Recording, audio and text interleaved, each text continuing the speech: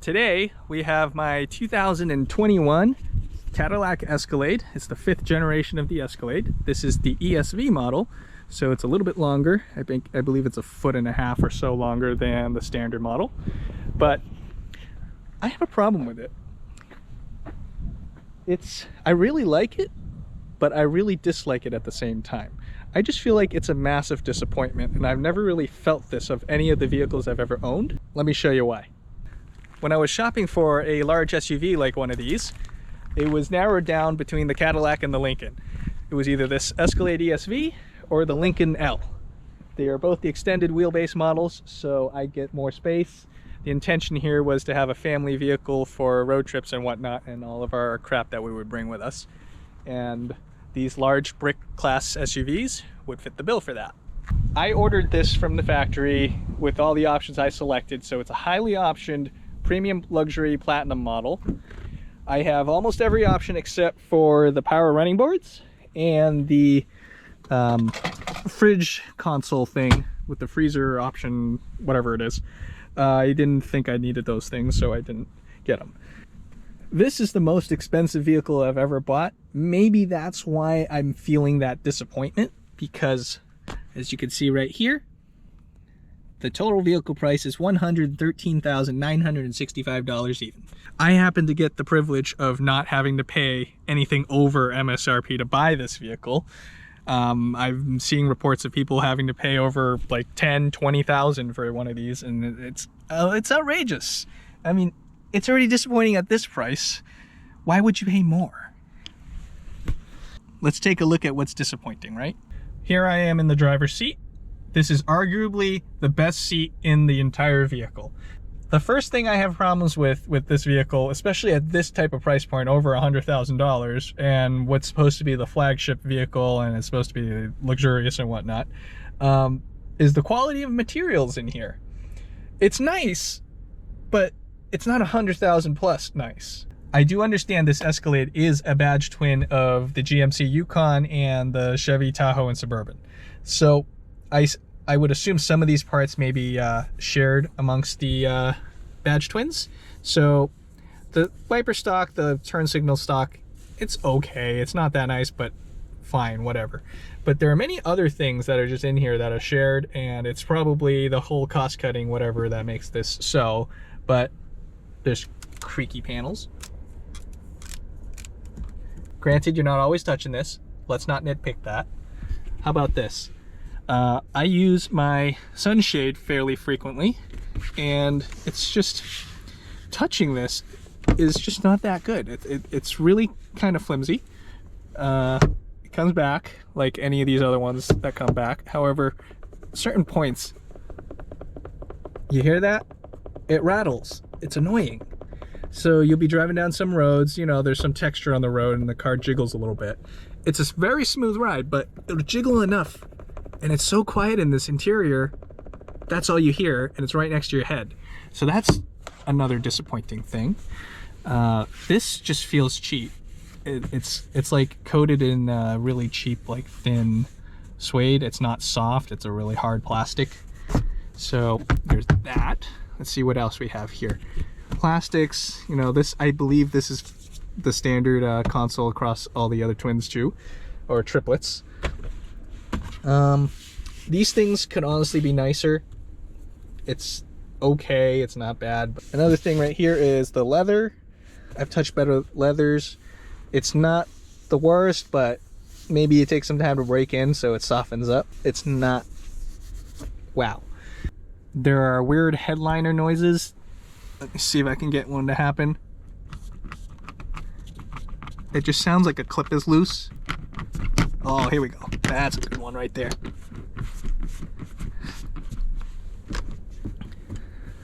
I think I made that one better just by pressing on it. So it just seems like these clips, they're not perfect fitting clips, and they just make noise.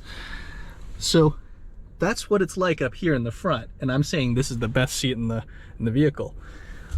Wonder what it's like back there, right? Let's go take a look. All right, here we are in the second row.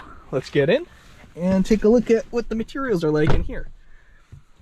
So in here, second row is fairly bare bones, especially for a vehicle of this price, which is why it's I find it disappointing. You get your little entertainment screen. It does stuff where you can mirror your phone, you can plug in an HDMI, you can play a console, all kinds of little things you can do on here. This really isn't the problem. It's a fairly big screen. It's one of the bigger screens on the market. There are some controls here. If we push my little bag out of the way. Oops, there goes my little kid's book. But push the bags out of the way. There's standard climate control stuff. There's heated seats back here, but that's where your luxury kind of ends here. This stuff is the same as the front. This is like a hard plastic with like a vinylish leather on it. On the door here, you know, same as the front. It's just not that nice feeling. And for this price point, I'm kind of disappointed in it. It's a recurring theme here. Let's get into the third row. Now, I understand the second row doesn't have to be as nice, but I feel like Cadillac could do way better than this. And then in the third row, it gets worse. So this is where stuff becomes the hard plastic. Super hollow sounding. I don't know, there's nothing to really go. There's a little soft pad, but that's also kind of crummy. And the headliner you find back here is a two-piece headliner. It also taps. So it seems like quality is okay in the front and in the middle, and it just gets kind of worse back here.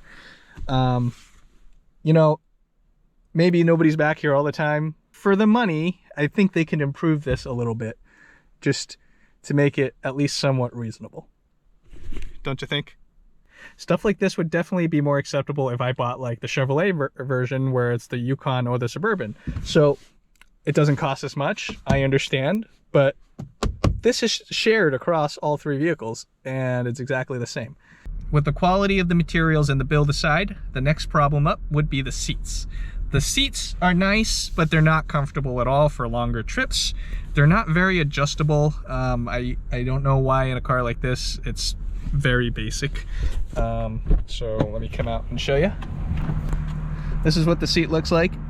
This headrest is hard as hell, and it is kind of angled forward, and there's not much adjustability to it. You can make it go up, you can make it go down. That's it. Okay, so even when it's up, it's not really in the best spot, and it's still really stiff.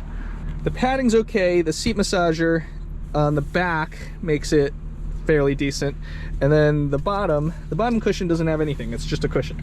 It doesn't adjust, nothing comes out. It has the standard up, down, forward, backwards, you know, the old standard seat where it's not anything fancy. This adjusts the lumbar, the massage setting, that turns on the massage and turns it off if you want. But very bare bones for something of this caliber. Let me show you real quick about what I'm talking about with the seats. So this is a 2019 Lincoln Nautilus. It's not the fanciest car you can get, like the Navigator, but it's pretty well optioned. I don't know what kind of leather is in this, but this leather feels like it's a better quality leather overall. Let's get to the seat thing. I believe this is the 22-way seat. This is an upgraded seat that you can get as an offering. There's a standard plain Jane seat like I have in the Escalade as the only option, or there's this one. You can move the headrest up and down. Okay. You can move the headrest in and out, for those of you that like that. And there's the old standard recline, up, down, that kind of stuff. And then there's also the leg extender. That part goes in and out.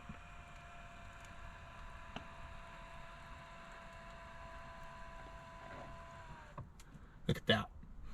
So with the plushness of this seat and the combination of like the leather and the fully adjustable things, there are many adjustable lumbar things in here too. Just being able to have this as like an option is pretty important because this adds to comfort and the luxuriousness of a vehicle.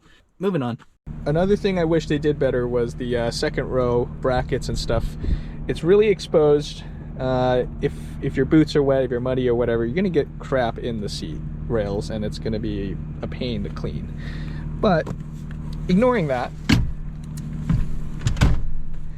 this is the seat for the second row passengers. Also, this headrest is not anything fancy. It only folds down for you to fold the seat down. It doesn't go up, it doesn't go down, it doesn't come in and out, it doesn't do anything. The seat back is all right. There's no massage, there's no cooled seat, only heated seat up in the second row. And the bottom cushion is okay. Everything is manual other than folding it down. You come in here and you have a decent amount of room. Leg room's okay. Once again, if you're in here for a few hours on a long trip, I recently did a 1,500-mile round trip, so multiple 100 miles a day, and it was all right. It's not luxurious, but I mean the ride is luxurious. It's quiet, but the seat comfort is not so luxurious. It's all right. The huge pro is that you have so much room in here. The cons are you get very mediocre seats. So, being a long trip with my kid in the back here, we also spent a decent amount of time in the rear on the third row seats. So, you know, third row seats, they're usually afterthoughts in most vehicles. It's not that great, but of all the third row seats I've tried, the Escalade ESV, the Lincoln L, you know, it's a really good spot to be in considering you're in the third row. It's not the smallest space. Let me fold the seat up too. Well, that's with the seat all the way forward, but if the seat got slid back, I'd still have a good amount of room right here. So this is okay back here. The padding's not as good. Basically, you get okay padding in the very front, then you get to padding in the middle where it's still tolerable, and then you get to the third row where it's like, okay, the foam is running out. So complaints about the seat back here is the same. The headrest is not adjustable. You don't get a middle headrest. The headrest only folds down for folding, and it doesn't go up and down. So for me, the headrest is okay. The cushion's just a bit stiff. It is one of the softest cushions I've gotten to feel in any third row seaters, but it's bare bones back here. I do wish that the third row reclined a little bit, maybe. The second row is able to recline, but the third row doesn't. So if you sit in the third row, you're like the third-rate citizen and you get nothing. That's it for seat comfort. Next up is what I feel to be missing features in a 110,000 plus luxury vehicle that is meant to cart people around as designed. First, right up next to me here is a sunshade. So I had to buy this little sunshade and pull it down, and you know, it doesn't fit my window because it's a really big window. So why isn't this built into the door? This is not an available option. I would have gotten it if it was, but come on. Next would be second row ventilated seats and even massage seats. That is not offered in this. I bet that would make the second row seats a little bit more comfortable. That fixes the prior issue I would complain about. And just being able to recline that a little bit would be nice too. Why aren't these little things available? I don't really know. The next thing is a really small thing, but I've noticed some vehicles don't have overhead handles. The front seats in this vehicle do, but the rears do not. And it is nice to have something to hang on to sometimes. This forward handle is not as nice to use as an overhead handle. I'm sure there's a purpose to this too. I just don't know it. So let's get back to the driver's seat for the rest of the missing features. I do appreciate how customizable this vehicle is when you order it. It's not everything is packaged into like option packages where you're forced to get 5 other things that you don't want just to get the one thing you wanted. However, why does a vehicle that costs this much money have manual steps standard? It is an option to get. Let me get inside, it's a bit noisy outside. So I showed you the steps. It is an option to get power folding steps, and I think it's about 1,800 bucks. With the whole chip shortage thing, apparently there's shortages on that, and that would delay production of your vehicle if you had it, depending on the time, whether or not, you know, GM had any. any of those available. So I opted without them, and then now I kind of regret it. So I'll figure something out. The problem without the power folding steps at an $1,800 option, I mean, that's nothing compared to the whole purchase price of this vehicle, but there's no lighting underneath there. So at night, when you try to exit the vehicle, it's just pitch black. And you have to hope that you're stepping on the step and don't slip off and fall. It's not that high up when the vehicle squats down, but you know, when I cart my parents around, they're elderly, so that's going to be a problem. I will figure something out with the lighting, but those things should be standard at this price level. The next few things require the vehicle to be on to show you. Right there is the lane keep, cruise control, adaptive cruise control, all kinds of stuff indicator. In this vehicle, it has Supercruise, so it can steer itself down the road fairly well on mapped roads, and I would expect the vehicle to be able to lane keep or lane center when you're not just using Supercruise. My wife's vehicle is capable of lane keeping down to like, what, 1 mile per hour? This thing requires about 40, I feel like. It gives you a little bit of leeway when you go below 40, but it has to be over 40 something miles per hour for it to even engage. And it's not even lane centering, it's just ping-ponging back and forth on the lines if you're bouncing off the lines. It's a luxury feature, and in a big luxury vehicle, Luxo barge like this, it's not there. So that is disappointing. Over here, I don't know if I have the feature or not, or it's broken, which is not great either. So I don't know if you can see this outline. There's an outline right there. I'll show you a clip of what I expect it to do. It's supposed to auto dim at night with bright headlights behind you, but I will show you what I expect it to do. But as far as I know, my vehicle does not have it.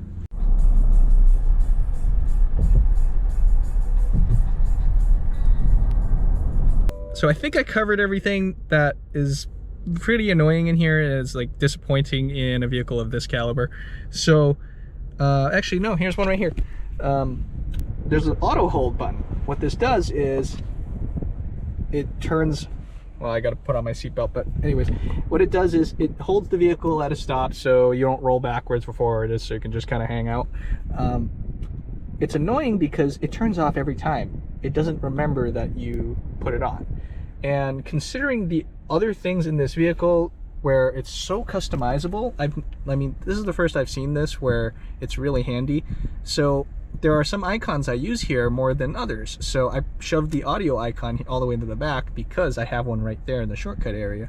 It's really cool because, look, I can move them around however I like. I can even put it here if I wanted.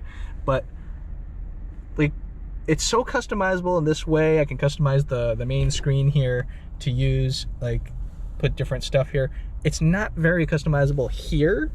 It's very limited on what you can put on the left and the right, but that's the thing. Some things are really nice, some things are not nice, and it's just like, okay, fine.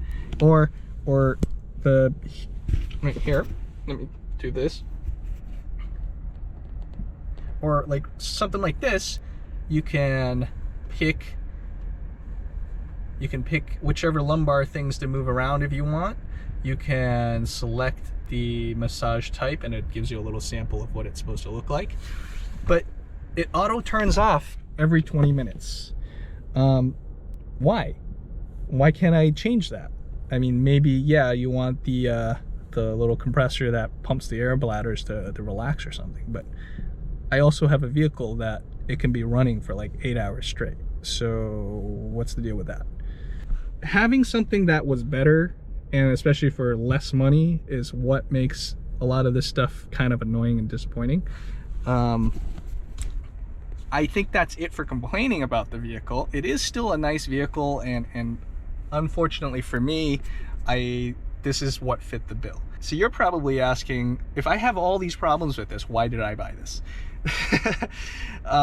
I bought this because I needed a large vehicle that can carry 7 passengers comfortably for long trips and have as much cargo space as possible.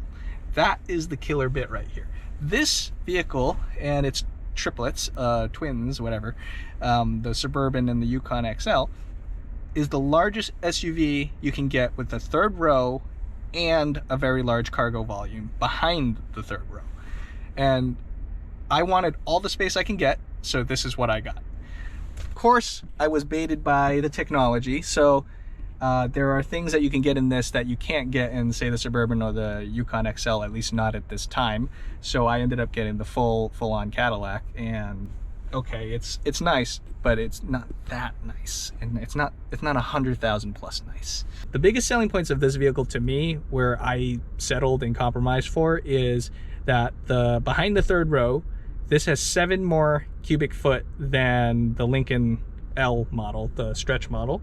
And then the other thing that was a big winner here was the conversation mode. So in the back, I can turn this on, I can talk to you normally. The speakers transmit my voice through a microphone in the ceiling here and the rear ceilings too. And voices can go back and forth. I can speak normally, I don't have to yell. You know how like when you're driving down the road, you have to like yell backwards just to talk to people.